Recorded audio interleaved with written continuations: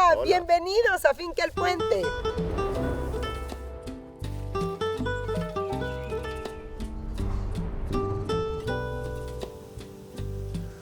My name is Moises Herrera. I am 58 years old. I am from Guatemala and I moved to Honduras in 1992 for work in coffee. I am Marysabel Caballero. I am a fourth generation of coffee producer. I knew since I was a kid that I'm going to work with coffee all my life.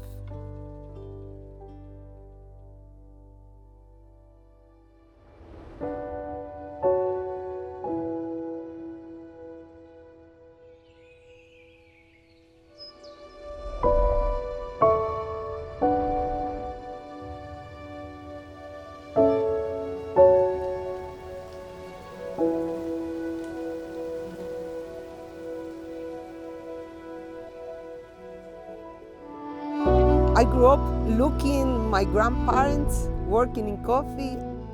I grew up looking my mother, how she was with passion working in coffee.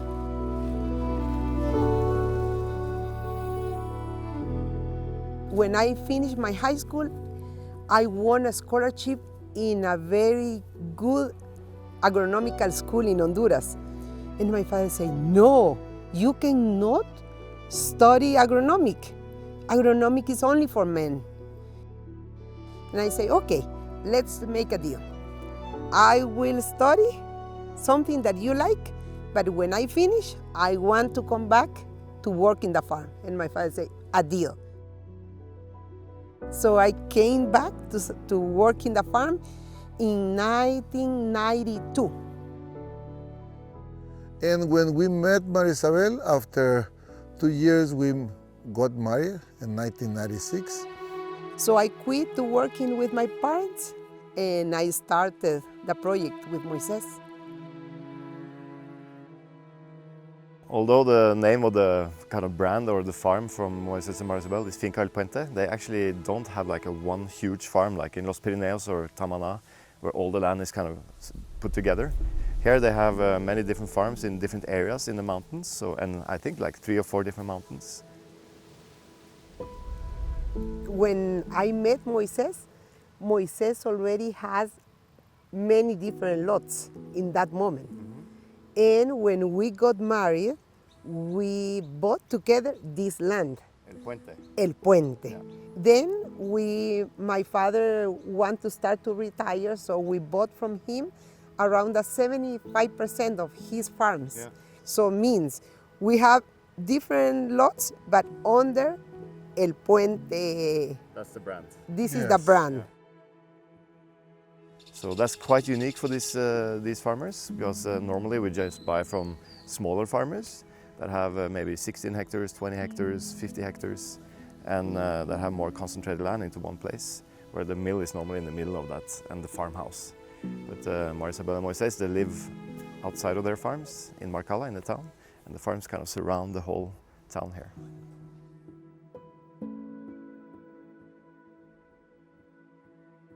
To work in different lots is a big challenge because we have to treat the farms in different ways. For example, we have influence from the Atlantic Ocean, so our different way to treat, and we have in one municipality the influence is with the Pacific Ocean. So it's totally different the way that we have to manage the farms. Buenas, ¿qué tal? ¿Qué Buenas pasó, Lobito? tardes. ¿Cómo estás? The first time I met the Caballeros, I was working as a barista for Stocklets, and my boss had given me a trip to be a judge at the Honduras Cup of Excellence. And after the kind of jury sessions and competition, we went on a little trip to a farm, and there I met actually Fabio, Marysabel's father. He was very nice. I didn't speak Spanish, he didn't speak English, so, but he was a very nice guy, kind of showed me around. And Tim went to the table and he cupped the coffee. And they asked me which one was the favorite, and I said this one, and that was the second place, and that was Marysabel and Moises' coffee.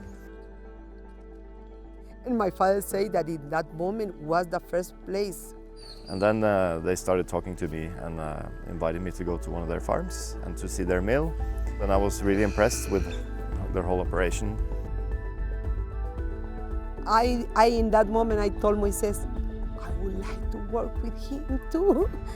And thanks God, we are still working with him. We started working that year.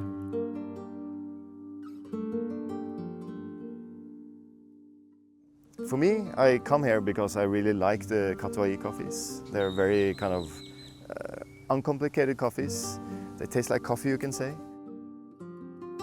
And the Catuaí they introduce because they believe like I have a very good cup compared with another, and good production. Very chocolatey profile, and the best ones that I'm looking for here is the ones that have really like deep sweetness and big body. Even when we are out from the house, I really miss to drink a cup of our Catuaí. Yes, I really miss that. But you're biased, so your opinion doesn't count. Your own coffee.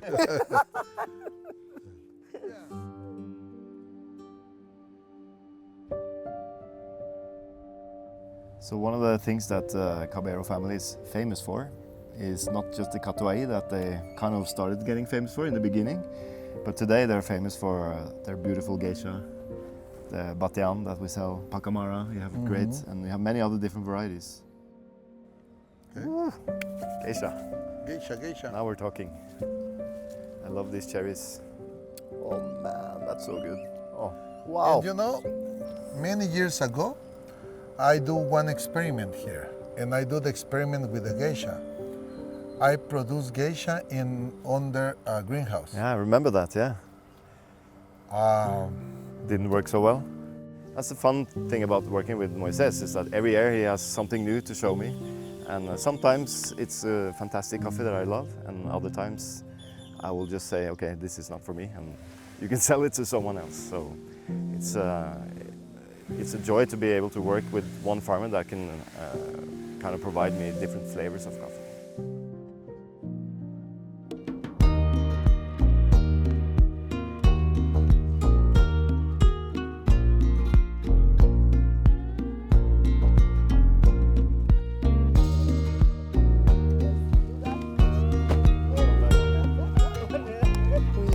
A very good picker in our farms. And in this area of Honduras, we have a very nice habit that they have two bags. When they are picking, they have one bag and another at the back. In the front bag, they pick just the ripe one. And then at the back, they pick the dry and the green beans that they look. So they, ay, ay, ay, ay. Ay, ay, ay, ay, ay, ay. Ay, ay, ay.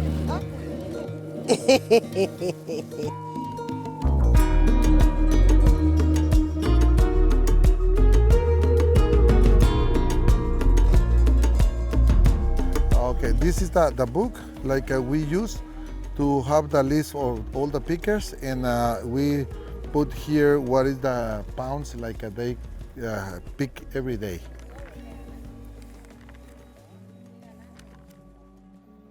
Now is I think so one of the most challenging situations to produce coffee is how fast the climate is changing. One of the steps like we need to put more attention is in the soil. We live by the soil in the end. And I say always to Marysabel, like the future in the coffee is the past in the coffee. When the coffee start like a business, the coffee produced in the forest. 70% of the things that coffee need are free. Is air, sun, and water.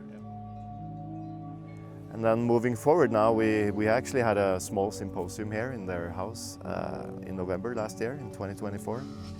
And we basically discussed the way forward, because I told them I don't really want to buy coffees that are farmed in a conventional way anymore. but I'll give you 10 years to change. And if you don't, then probably I will not be able to buy the coffee. We say, yes, we can do it, we will do it. So this is a new thing on your farm called a bioreactor, and it's part of the project we have with Biophilia. Everything is like organic material. Yeah. And the idea is to add another Inoculum. Yeah. and then waiting for 6 months. You're basically growing microorganisms that are from your native soils or from your native forests and giving them food in here. The food is twigs and everything, and it takes time for them to consume it, but then they multiply. Yeah. And then you can add this in small doses in water into the root zone or around the root zone, on the leaves and everything, so that they can find food and start to grow in your soil, so that your soil can start to become alive again. Evidence show that, at least with Biophilia, they have shown that they can increase the lipid content in the beans, which means higher quality. Also with shades, we know that from science that beans tend to get more dense, which means higher quality. And they also mature for longer, so that means more flavor. As always, Tim, thank you so much for teaching things that improve ourselves, our environment, all the people that is around us. And now I am more, I believe more now in this project. And yes, we can do it.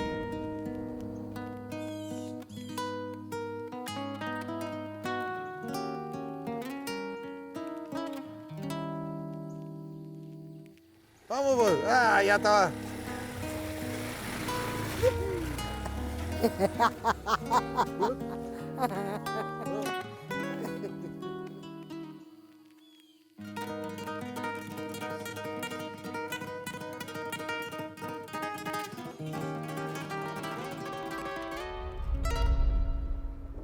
So one of the unique things about the Caballero family is that they have a big mill, but in that mill they have everything they need in order to produce coffee.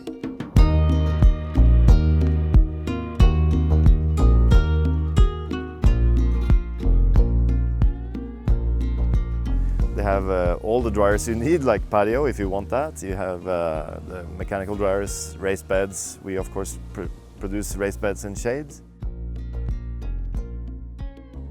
They have the dry mill, so they can really, instead of doing a lot of washing and grading and using water to grade the coffee, they now stop doing that and they do all the grading in the dry mill because they have it on their mill.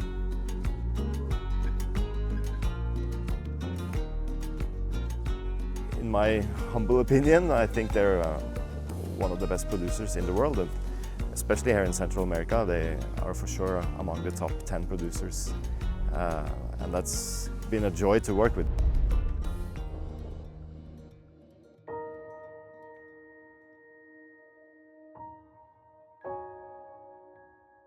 And for us, Tim, we took him like a member of our family.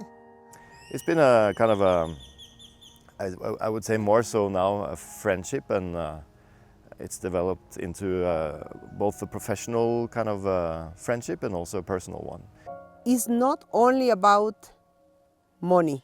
Money is important, but it's not the most important thing in life. It's a relationship, it's a learning. In a coffee business, they admire Tim. And we feel like a team is part of our family. So I'm really happy with working with them, and I hope we will continue for many years.